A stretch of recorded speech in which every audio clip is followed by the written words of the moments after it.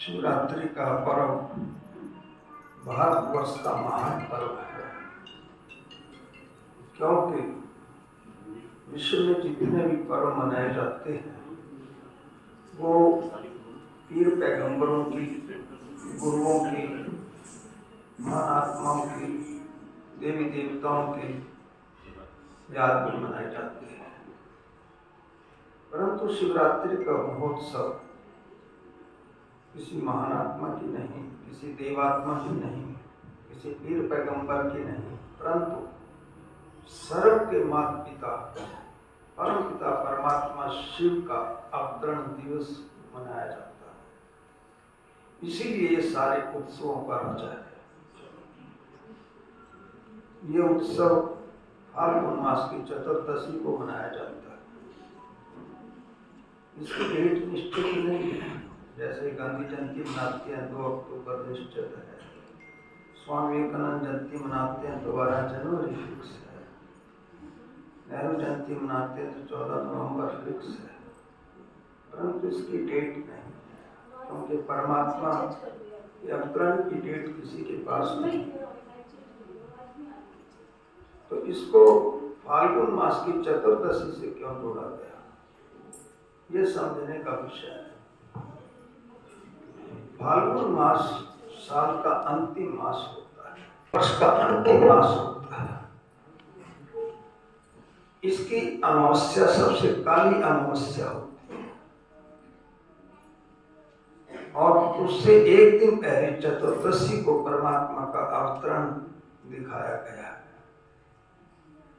भाव ये है कल्प के अंत में, कल्प चारों युगों को मिलाकर कहा जाता है, सतयुग, त्रेता, द्वापर, कलयुग। इसके अंत में जब घोर पाप बढ़ जाता है, धर्म गलानी हो जाती है, पाप सिर चढ़कर बोल रहा होता है, उस समय को धर्म गलानी के रूप में अर्थात काली रात के रूप में माना गया है। क्योंकि सबसे काली रात फाल्गुन मास की अमावस्या है, अंतिम मास है, माना कल्प का अंत है।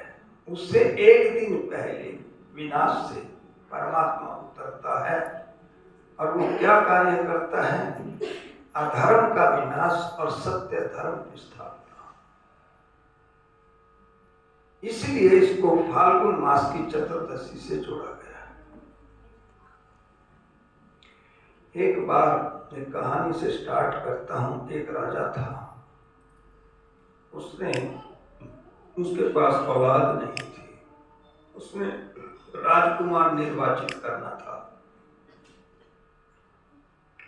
उसको एक युक्ति सोची, वो चाहता था कि राजकुमार ऐसा हो जो दुनिया के आकर्षणों से दूर हो, जिसका ध्यान एक तरफ हो, तभी वो राज्य सत्ता संभाल सकता है। उसने एक मेला लगाया और मेले में नृत्य, खाने की चीजें, देखने की चीजें सब फ्री कर दी और ये कहा कि इस मेले में जो मुझे ढूंढ लेगा उसको ही मैं राजकुमार निर्वाचित करूंगा।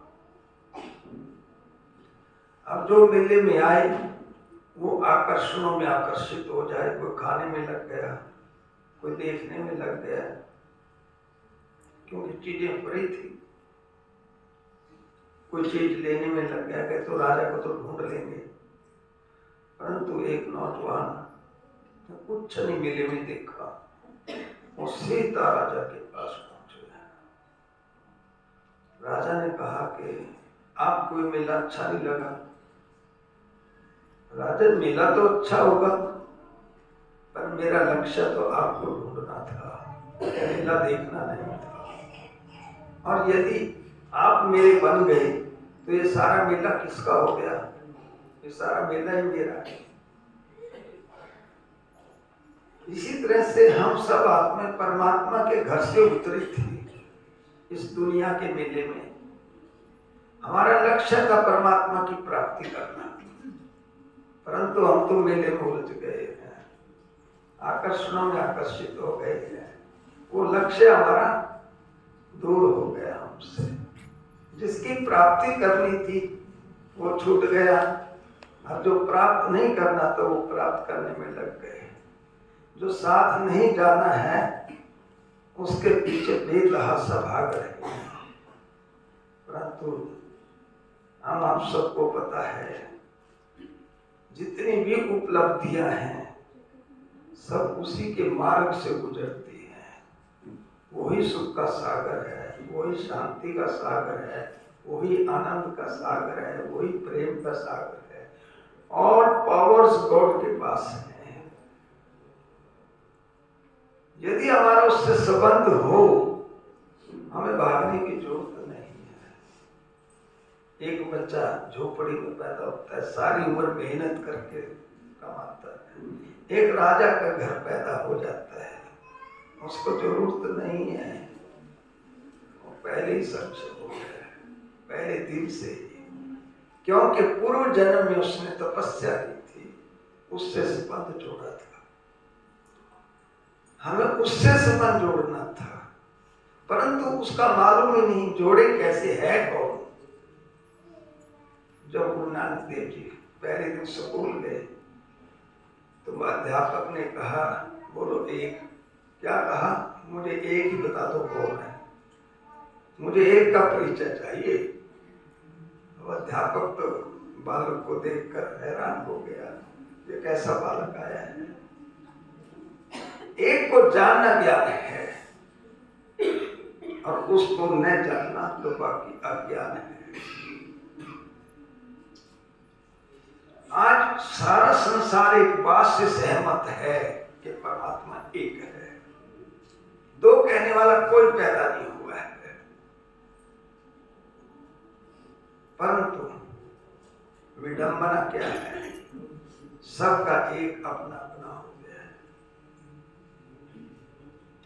संसार इस बात से भी सहमत है कि परमात्मा निराकार ज्योति स्वरूप है।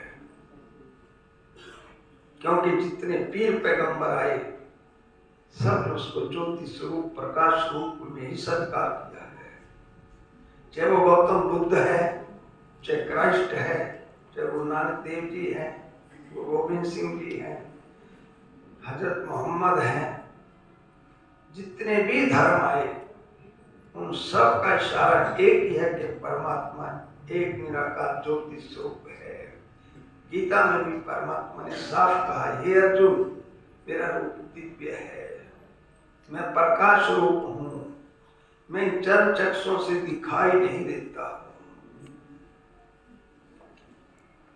प्रकाश रूप में ही बदला रहा है, क्योंकि आत्मा भी प्रकाश है, उसका पिता भी प्रकाश है। गुरु गोविंद सिंह ने कहा, एक नूर से सब जग उपजा,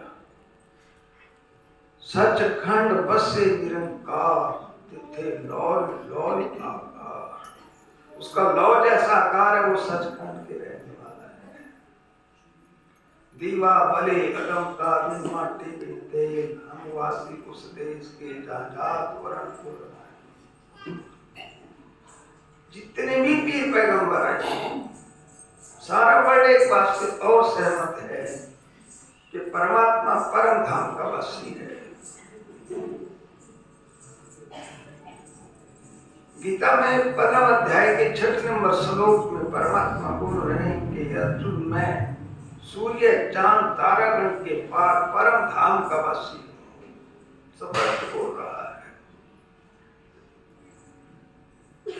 कृष्ण ने कहा वो हाईएस्ट हेवन के रहने वाला है। हजरत मोहम्मद ने कहा वो आलमी अरवा 7वें आसमान का वासी है।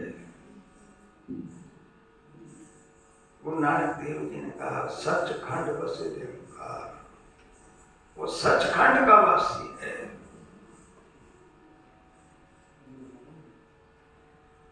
देखिए सभी पैगंबरों ने उसे उसी वतन का माना है।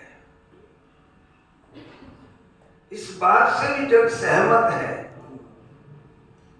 कि परमात्मा अजन्मा, अकर्ता, अभोक्ता है। अजन्मा से मतलब जन्म मृत्यु की वृद्धि से बाहर है। अभोक्ता से मतलब वो सुख दुख से बाहर है, न सुख भोगता है न दुख भोगता है, अभोक्ता है। अकर्ता से बाहर कि वो कोई फिजिकल वर्क नहीं करता जिसका फल बन जाए, जो उसे भोगना पड़े, इसलिए कर्मातीत है। इससे सब सहमत है।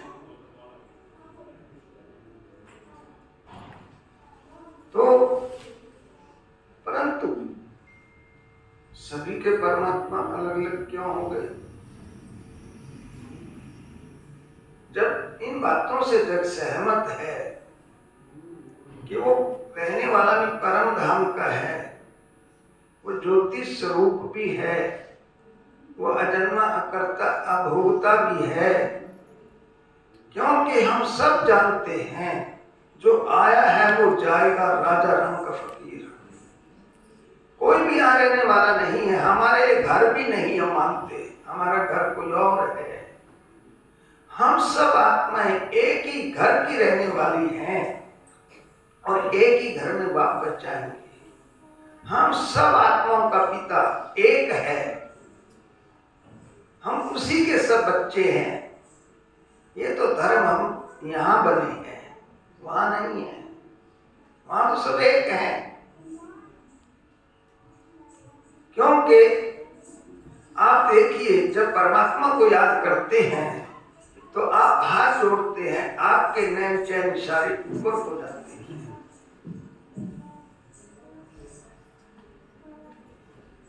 कभी भी आपका इशारा साइडों में नहीं जाता, अंदर नहीं जाता, नीचे नहीं जाता, ऊपर को क्यों जा रहा है? ग्रेविटेशन लॉ के अनुसार हर चीज ऊपर से नीचे आ रही है, परंतु एक चीज है जो नीचे से ऊपर जाती है, वो है लॉ। लॉ ऊपर जा रही है। हमारी इस लॉ का अट्रैक्शन भी ऊपर है। इसलिए आप जितने पीर पैगंबर, आप उनके ध्यान मगन को देखो, साक्षियों की गहरी दृष्टि से। जब वो ध्यान मगन है, मैंने गुरु नानक देव जी को देखा, गुरु अर्जन देव जी को देखा, गुरु तेग बहादुर जी को देखा, सबका ऊपर को है।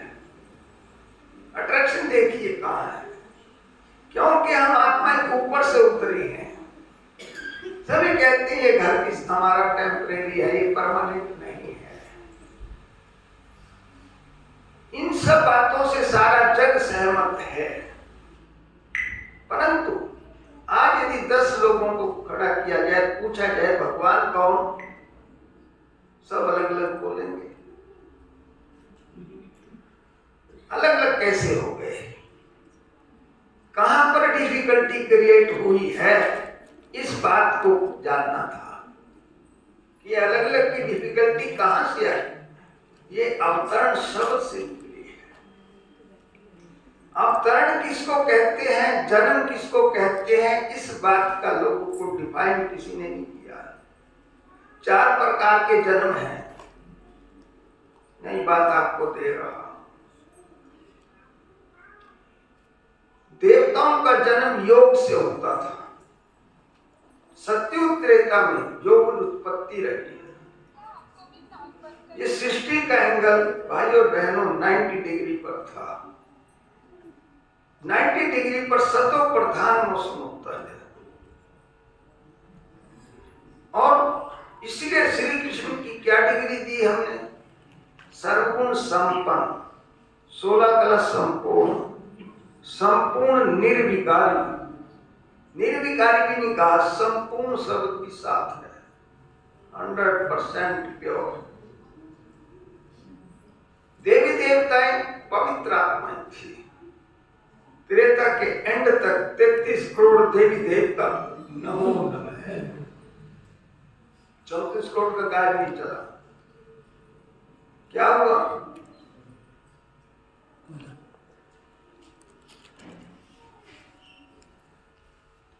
सत्युग त्रेता में क्योंकि योग जो उत्पत्ति थी, सृष्टि का एंगल 90 डिग्री पर था, नर नारी के, यही बात दे रहा हूं, ध्यान से देखो, इधर उधर नहीं। नर नारी के हार्मोन्स इक्वल थे, इसलिए नर को भी दाढ़ी मूछ नहीं था। श्री कृष्ण श्री रामचंद्र को दाढ़ी मूछ नहीं गया, केस नारी की तरह लंबे हैं, क्योंकि हार्मोन्स इक्वल हैं। त्रेता के बाद द्वापर जब आया, देवता वामार्गीय बने, बुराई को प्राप्त हो गए। इसलिए शास्त्रों में आया कि सृष्टि में मैथुन आ गया है, लोग घर बार छोड़कर जंगलों को चले गए थे, वो ऋषि मुनि कहलाए थे। 6 ऋतुएं बन गई थी, एंगल 90 से 67.5 पर आ गया था। आज 67.5 है सृष्टि का एंगल। अब नर को दाढ़ी मूछ आए और नर नारी के हार्मोन डिफर करके वासना क्रिएट हुई थी, इसलिए कहा देवता वामार्गीय बने, बुराई को प्राप्त हो गए। द्वापर कलयुग में उत्पत्ति योग से होती है, मोक्ष वासना से है। सेकंड टाइप का बर्थ है। थर्ड टाइप का बर्थ एडॉप्शन है। जैसे किसी की औलाद नहीं होती, किसी को एडॉप्ट कर लेता है, वो भी उसकी बच्चा कहलाता है, उसको फुल प्रॉपर्टी देता है। इसी तरह से पैगंबर आए, उन्होंने बौद्धि एडॉप्ट किए, क्राइस्ट ने क्रिश्चियन एडॉप्ट किए, हजरत मोहम्मद ने मुस्लिम एडॉप्ट किए, गुरु गोविंद सिंह ने 5 प्यारे एडॉप्ट किए थे अनंतपुर में जब दरबार लगाया था।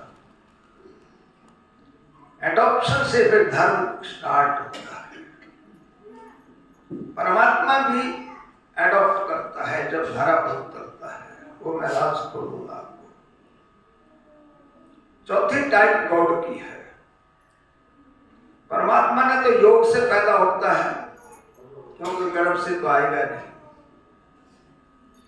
न वासना से पैदा होता है, न वो एडॉप्टेड है, खुदा खुद आता है, समय भू है। इसलिए गीता में क्या बोला, हे अर्जुन मेरे आने की रीति न्यारी है। उसने कहा 4th अध्याय के 6 नंबर श्लोक में, मैं योग माया से प्रकृति को वश करके प्रकट होता हूं, जन्म नहीं लेता हूं। ये कहां लिखा, मैं माता देवकी के घर से जन्मता हूं, जन्म तो होता नहीं उसका, अवतरण है, दूसरे की बॉडी में उतरना है, सन्निवेश करता है। इसलिए कह रहा अर्जुन तू मुझे देखते हुए नहीं देखता। श्री कृष्ण को तो अर्जुन भी देख रहा है, कौरव भी देख रहे, पांडव भी देख रहे, सारे किसको नहीं देख रहे थे, ये हमें किसी ने स्पष्ट नहीं किया। ये रात में आपको पूर्ण रूप से क्लियर करूंगा। जितने भी पैगंबर आए हैं वो भी अवतरण है, परंतु पैगंबरों के अवतार है। सिद्धार्थ ने तप किया था तो बुद्ध की सोल उतरी थी, बुद्ध के दर्शन हुए, पहले उसको ज्योति की, वो उसके अंदर समा गई थी, महात्मा बुद्ध कहलाया था। तब उसने धर्म स्थापन किया, बौद्ध धर्म की श्रृंखला लगी थी। इसी तरह से क्राइस्ट ने 26 वर्ष तक भारत में किया। यहां से जब वो यूरोप गया, उसने जाकर जो प्रचार करना शुरू किया तो उन्होंने कहा ये कृष्ण की गीता पढ़ के आया, ये क्रिश्चियन है। कृष्ण से क्रिश्चियन शब्द निकला, क्योंकि सनातन धर्म की आत्माओं से ही सब धर्म निकले हुए हैं। इसी तरह से हजरत मोहम्मद, ये गोसाई पंडित थे। तब जब इसमें पैगंबर की आत्मा उतरी, तब उसने क्या किया, जो शिव मंदिर था, मक्का की मस्जिद जो है, इसमें 360 देवताओं की मूर्तियां थी और शिव स्थापित था। उन्हें 360 देवताओं की मूर्तियां तोड़ दी और कहा कि अल्लाह एक है। बात तो सही कि अल्लाह एक है, परंतु तोड़ने का भाव वो गलत हुआ था। तोड़नी नहीं थी, समझाना था, ज्ञान देना था। तो जितने भी पैगंबर सेकंड सोल उतर दिया दूसरे की बॉडी में, नानक ने तप किया तो गुरु की सोल उतरी थी। वही गुरु की सोल 10वें गुरु तक गई थी। इसीलिए कहा था 10वां जामा पहनकर दुर्गों का नाश करूंगा। वही सोल बोल रही है। इसलिए कहा करते थे गुरु नानक देव, लिख मर्दाना धूल की वाणी आई। अब वो पावर उतरी है, अब लिख। क्यों? सेकंड सोल करती है सारे कार्य। सेकंड सोल का अवतरण है बॉडी में, उसका जन्म नहीं है। जन्म तो पहले का है। इसी तरह से महाभारत में क्या दिखा रहा है? अर्जुन को हजारों से तेजो में सूर्य साक्षात्कार करा, मैं हजारों सूर्य से तेजो में। उसने कहा तेज हटा ले, मैं देख नहीं सकता, मेरे से सहन नहीं होता है। वही साक्षात्कार सबको। परंतु पैगंबरों में और परमात्मा में आने की रीति एक ही है सबकी। डिफरेंस क्या, कैसे पहचाने कि ये पैगंबर है, ये गॉड है? पैगंबर सेकंड पर्सन वॉच करता है, गॉड फर्स्ट पर्सन वॉच करता है। इसलिए गुरु गोविंद सिंह ने कहा, मैं हूं परम पुरुष का दशा, देखन आया जगत तमाशा। मैं परम पुरुष का दास हूं, मैं जगत का तमाशा देखने के लिए उतरा। सेकंड पर्सन है। परंतु जब गॉड उतरता है वो प्रथम पुरुष में बोलेगा। जैसे बोल रहा, हे अर्जुन तुम याद कर, मैं सब पापों से मुक्त कर दूंगा। फर्स्ट पर्सन है, मैं शब्द है सीता। तो परमात्मा का भी अवतरण है, पैगंबरों के भी अवतरण है, परंतु हम पहचान नहीं सके। क्योंकि मिसिंग कहां हो रहा है? सनातन धर्म से ही मिस्टेक स्टार्ट हुई है। हमने श्री कृष्ण को गॉड डिक्लेयर कर लिया, दूसरों ने अपने पैगंबरों को गॉड डिक्लेयर कर दिया। न पैगंबर गॉड है, न श्री कृष्ण गॉड है। जिसका जन्म और मृत्यु है वो गॉड नहीं है। गॉड की पावर ने तो एंटर किया है महाभारत काल में, तब मुख खुला भगवान वाच। उससे पहले भगवान वाच नहीं था। उठाओ इतिहास सारा श्री कृष्ण का। भगवान वाच तब जब महाभारत में वो उतरा, उसकी बॉडी में उतर कर वो ज्ञान दे रहा है। और 18 अध्याय गाने के बाद चला गया। जब भील गोपियों को उठा रहे थे तब उसने कहा कि अर्जुन उनको छुड़ा। कहते महाभारत में जो ज्ञान दिया तो सुना दो, मेरे को याद नहीं है। एक भी नहीं सुना सका, क्योंकि पावर तो चली गई थी। सुप्रीम पावर का कार्य हो गया तो उसने अपना ज्ञान दे के लड़ाई करवा ली थी। जो मनोबल बढ़ाना था उसका, वो बढ़ा दिया।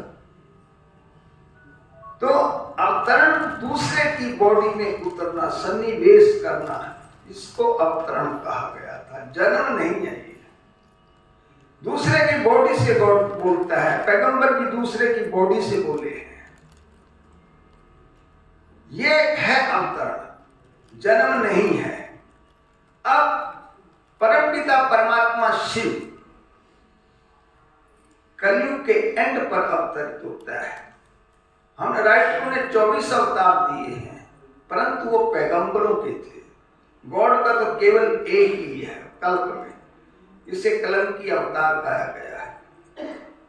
कलयुग के एंड पर जब बिल्कुल सृष्टि पतित हो जाती है, हमारे सारे संबंधों में दरारें पड़ जाती हैं, हमारा सच्चा प्यार समाप्त हो जाता है, स्वार्थ का प्यार क्रिएट हो जाता है, उस समय प्यार के सागर को आना पड़ता है, उन्हें प्यार की दुनिया रचने के लिए। तब वो क्या करता है, दो ही कार्य करता है,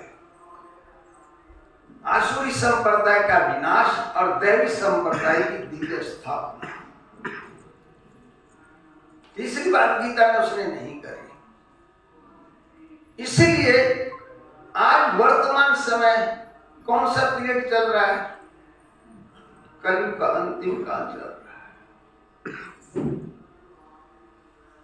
लोग कहते हैं कलयुग बच्चा है। अभी पीछे हमारा सम्मेलन हो रहा था ओवासी में, जिसमें 15-20 महामंडलेश्वर आए हुए थे। मुझे भी कुछ समय दिया बोलने के लिए। मैंने कहा विद्युत समाज से मेरा एक क्वेश्चन है, क्या ये कलयुग का एंड है या आद है? इस पर विचार करें। पहली शताब्दी में हमारी पॉपुलेशन 1 करोड़ थी, वर्ल्ड की 5 करोड़ थी। 1600 में हम 10 करोड़ थे, वर्ल्ड 50 था। 1947 में जब देश आजाद हुआ हम 40 करोड़ थे, वर्ल्ड 239 करोड़ था। आज हम 150 करोड़ हैं, वर्ल्ड 850 करोड़ है। आबादी के आंकड़े इसी गति से बढ़ गए। अगले 50 वर्ष में हम कहां होंगे? कलयुग बच्चा रहेगा। एक बच्चे का आयु नोट करा दे, 10 वर्ष का बच्चा, डेट डालना भूल जाए और 70 वर्ष के बाद पूछो जी आयु कितनी, और वो पढ़ के सुना दे 10 वर्ष का बच्चा है। हमारे सामने तो 80 वर्ष का बूढ़ा खड़ा है, बाल सफेद है। अब लक्षण देखेंगे, लिखत देखेंगे, सोच विचार नहीं होता है। मैं कि जहां तक कैरेक्टर क्राइसिस की बात है, त्रेता युग में दिखा दिया, सीता मां चुराई रावण ने, 1 साल जेल में रखी, परंतु टच नहीं किया, पवित्रता बचा के आ गई थी। द्वापर में पाप और बढ़ा, द्रौपदी पर हाथ उठा लिया भरी सभा में। यह अलग बात है कि चीरहरण कर नहीं सके, परंतु यदि आज का इतिहास लिखा जाएगा, आज तो नाबालिग बच्चियां नहीं बख्शी जा रही है। अब बताइए कि पाप भी कितना ज्यादा बढ़ चुका है, पॉपुलेशन भी कहां है, संसार के हालात कहां हैं। दूसरी बात में क्या, आज प्रत्येक कंट्री ने एटॉमिक एनर्जी तैयार कर रखी है और इतनी मात्रा में है कि इस वर्ल्ड को सैकड़ों बार फूका जा सकता है। ये एक लंका की तरह है। मैंने कहा क्या आप समझते हो मनुष्य की प्रवृत्ति को? जब इसके पास कुछ नहीं था डंडों से लड़ा, जब तलवारें आई तलवारों से लड़ा, जब पिस्टलें आई तो पिस्टलों से लड़ा। आज इसके हाथ में एटम के बटन हैं, किसी दिन भी बटन दब गया सवेरा देखना नहीं मिलेगा। क्या आप समझते हो कलयुग लाखों वर्ष चल जाएगा? विचार भी मुद्दा है।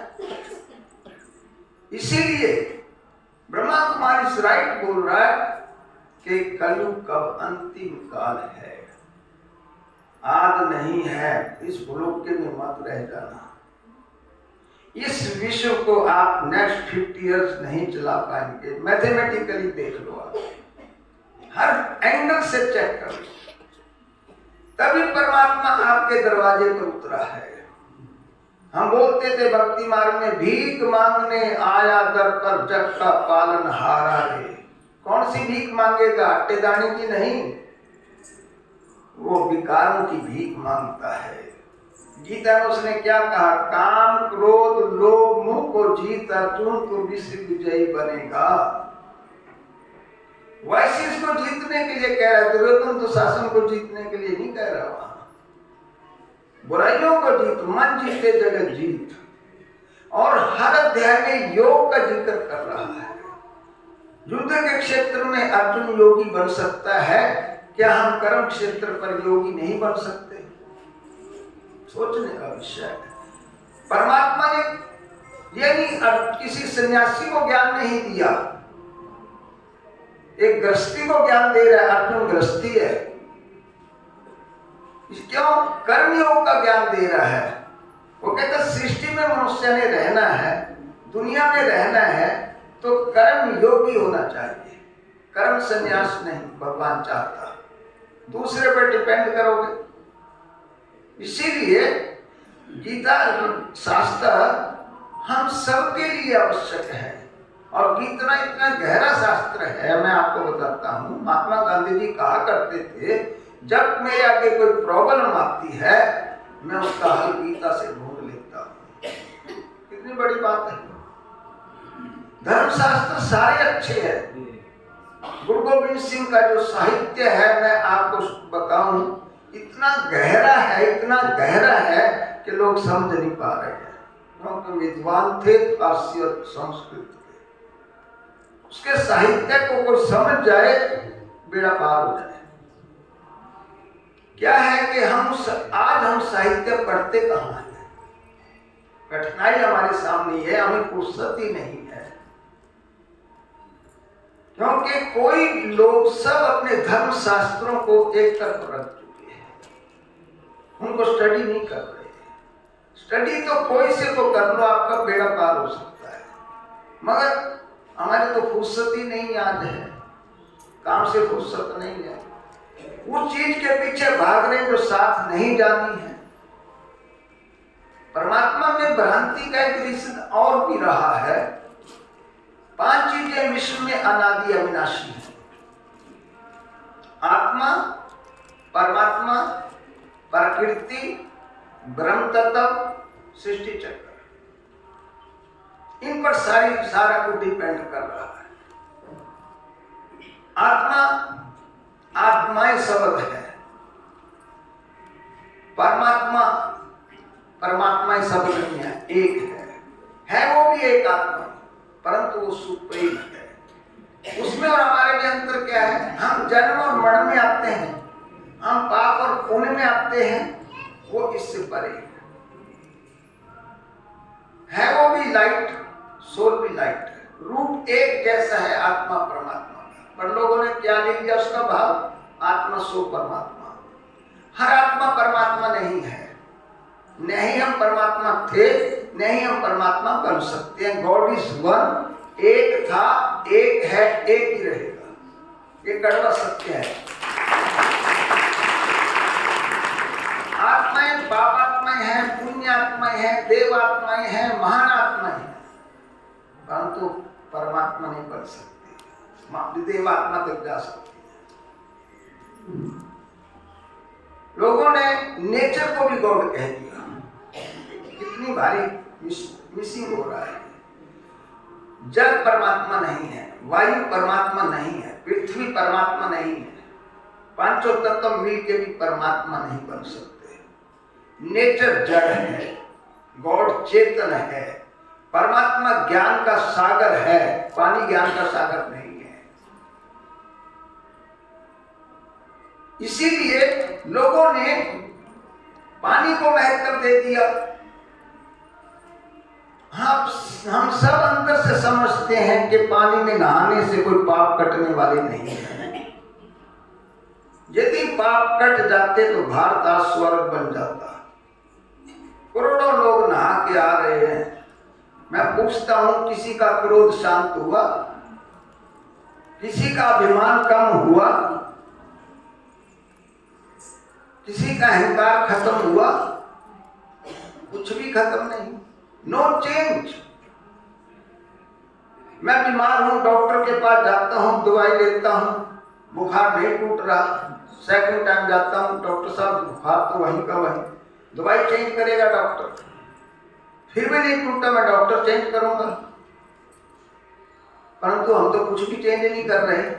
हमारा बुखार तो डे बाय डे बढ़ रहा है। काम, क्रोध, लोभ, मोह, अहंकार, ईर्ष्या, द्वेष एक्सट्रीम जा रहे हैं। No change. परंतु हम कभी सोच ही नहीं पा रहे कि कुछ चेंज करें। प्रजापिता ब्रह्मा कुमारी ईश्वर विश्वविद्यालय स्पष्ट करता है कि नेचर गॉड नहीं है, जड़ गॉड नहीं हो सकता। ब्रह्म तत्व हम आत्माओं के रहने का स्थान है, ब्रह्मलोक। जैसे ये 5 तत्वों में हम रह रहे हैं, प्रकृति का आधार लेकर आत्मा रोल अदा कर रही है। ये शरीर प्रकृति का है। इसी तरह से छठा तत्व ब्रह्म है, तत्व है जहां से आत्मा धरा पर उतरती है।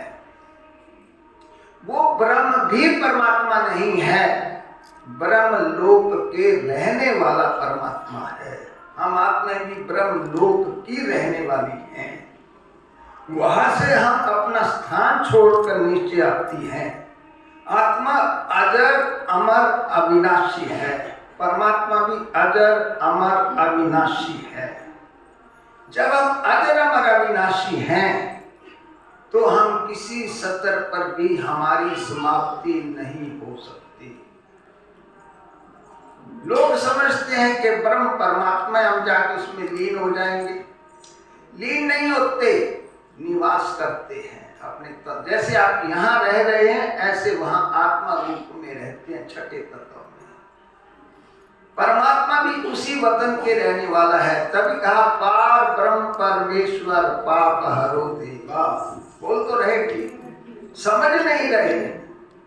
उस ब्रह्म लोक के रहने वाला है और वो धरा पर उतरता है।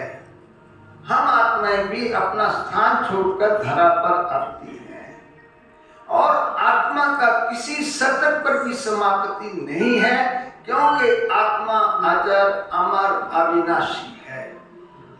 इसीलिए यदि वो पाप करेगी उसे भोगना पड़ेगा, पुण्य करेगी उसका भी भोग उसको मिलेगा। यदि वो समाप्त हो जाए तो पाप पुण्य को कहां जाएंगे? वो हमारे कर्म खाकर कहां चला जाएगा? इसीलिए लय नहीं होता है। आत्मा कर्म करने में स्वतंत्र है, भोगने में परतंत्र है। स्पष्ट कर रहा है गौड़ गीता में। कर्म के हिसाब से चलता है सारा। जैसा ये कर्म क्षेत्र है, कर्म जैसे करेंगे वैसा आपको भोगना मिलेगा। अच्छे करेंगे अच्छे भोगेंगे, बुरे करेंगे बुरा भोगेंगे। गॉड ने तो आपको स्वतंत्रता प्रदान कर रखी है गीता में। आपको बाउंड नहीं हो कर रहा। कोई पाप करता करे, पुण्य करता करे, उसने तो आपको स्वतंत्र कर रखा है कर्म क्षेत्र पर। बाउंड नहीं है। आपकी आत्मा, आपके अच्छे संस्कार आपको पाप करने से रोकते हैं। एक बार आपको आवाज आएगी अपनी आत्मा के अंदर से। इसलिए गांधी जी कहा करते थे अपनी आत्मा की आवाज को सुनो। इसलिए कहा तो निराकार परमपिता परमात्मा शिव इस समय धरा पर अवतरित होकर पुनः गीता गा रहा है। वर्तमान गीता एपिसोड है, महाभारत काल है, आपको बता देता हूं। और परमात्मा मनुष्य आत्माओं को फिर से पतित से पावन बनाकर नया वर्ल्ड क्रिएट करने जा रहा है।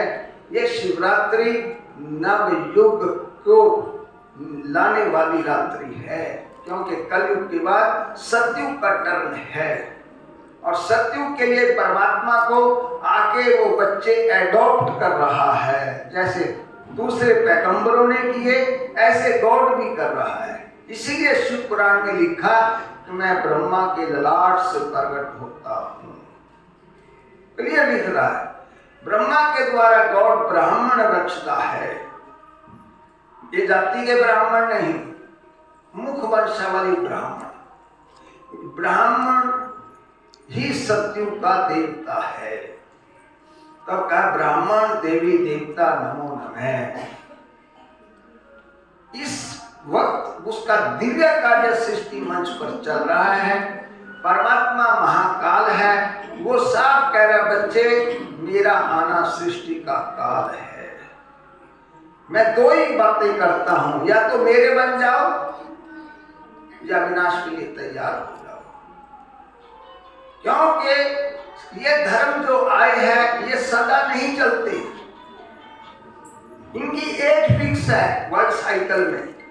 सृष्टि चक्र की एज फिक्स है वर्ल्ड साइकिल में। गीता में स्पष्ट है 8वें अध्याय के 17 नंबर श्लोक में। 5000 वर्ष का साइकिल है, सारा करोड़ों वर्ष का नहीं है।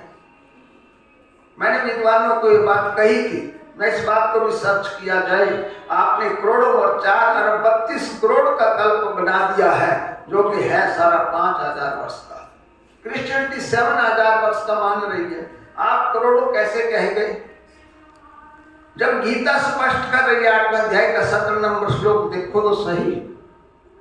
इसीलिए 5000 वर्ष पहले भी गीता ज्ञान भगवान ने दिया था और आज फिर दे रहा है उन्हें, इसलिए रिपीटेशन हो रही है। और अब सतयुग का आगमन है, कलयुग के जाने वाला है और संगम युग वर्तमान चल रहा है। इस पर परमात्मा गीता गा रहा है। ओम शांति।